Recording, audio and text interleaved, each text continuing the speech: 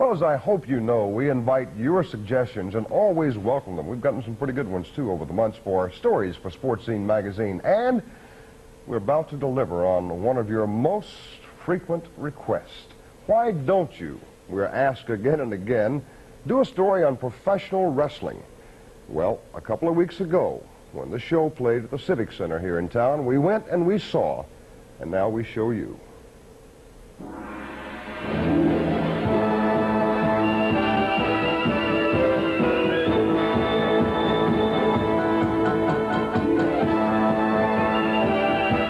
The days of the Roman Empire, the era of gladiators, and the spectacle of the Christians and lions. How far removed are we in 1980?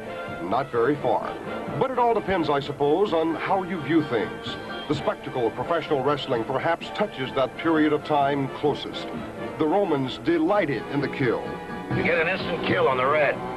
Here. Here. Always remember, go for the red first, because if you don't, your opponent will. Today's spectators are a bit more subdued, but a little blood now and then is appreciated. Then, as opposed to now, it was the real thing. Illusion seems to be the key to professional wrestling today. In other words, what you see and what you think you see oftentimes are two different things. But the sport of professional wrestling is trying hard to change its image. Let's see then what we can uncover about the sport. Are you guys animals? I'm not an animal, I'm a human being. I have a few girlfriends, I'm not an animal. Well, I had a girlfriend one time that called me an animal.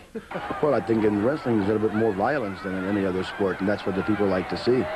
You know, years ago it was strictly wrestling, and today people don't want to see that. They want to see a fight. They want to see blood and guts. That's what they want to see. So what you're telling me is, when I see blood tonight, if I should see blood tonight, it's not a capsule, it's real. I'll guarantee you, and if it happens, you see something, I'll invite you to the dressing room and you can look at it.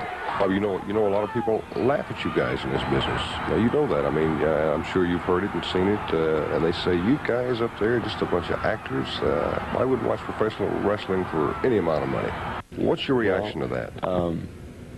I could show you that you're a pretty good actor, too. If I put you in a wrestling hold, I could make you scream, and I could smile and talk to the camera like I didn't even do anything to you. And those people out there would say that you were just doing that because they wouldn't understand how easy I could hurt you. When I get into that ring, that bell rings, I'm going to want to win.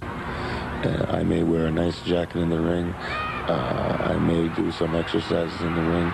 When the bell rings, I'm just as serious as if I was playing football or any other professional sport.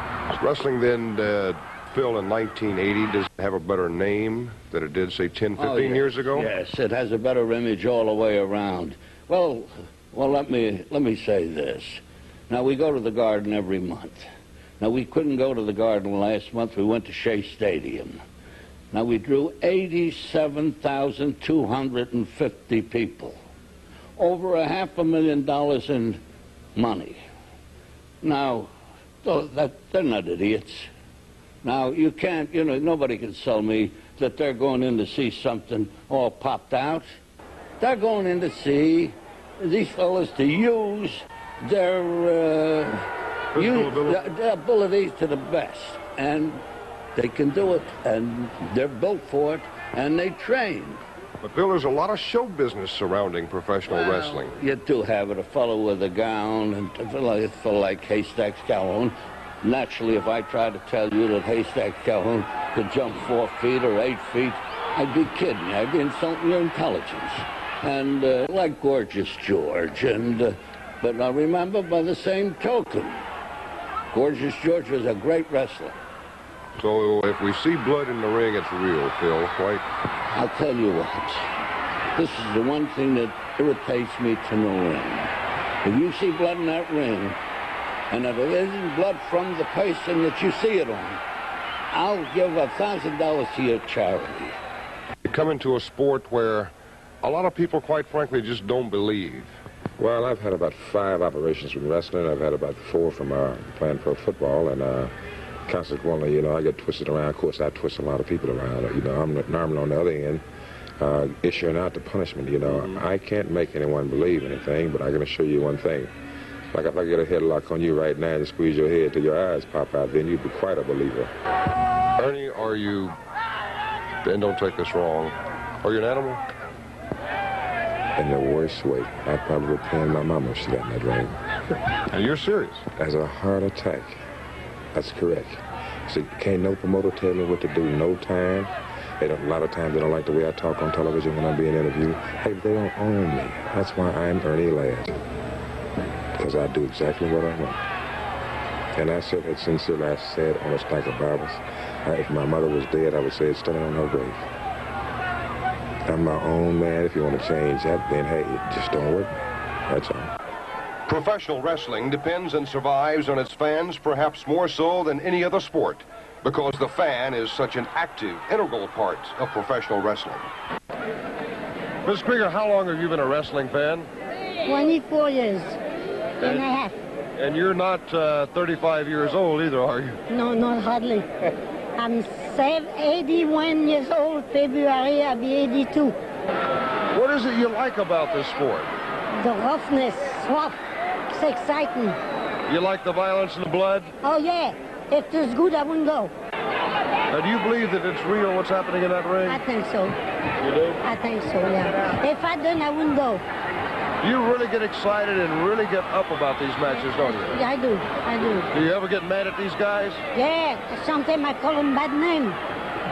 What's a bad name you might call one? Oh, never mind. Sometimes you get in a shoving match, pushing match. Yeah. I bet you're pretty strong too. I hit them.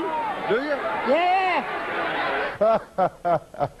One of the nicest, sweetest ladies I've had the pleasure of coming across in quite some time, and I would think you saw just a moment there when she challenged Ernie Ladd as he was going out. I don't know if Mr. Ladd wouldn't rather just keep right on walking toward the dressing room and leave her alone. I believe she could stand her own with most anybody. It's been a good show tonight, we hope, from our standpoint. It's been a long day down in the Orange Bowl in Miami since yesterday. And by the way, we'll have a story on the behind-the-scenes activity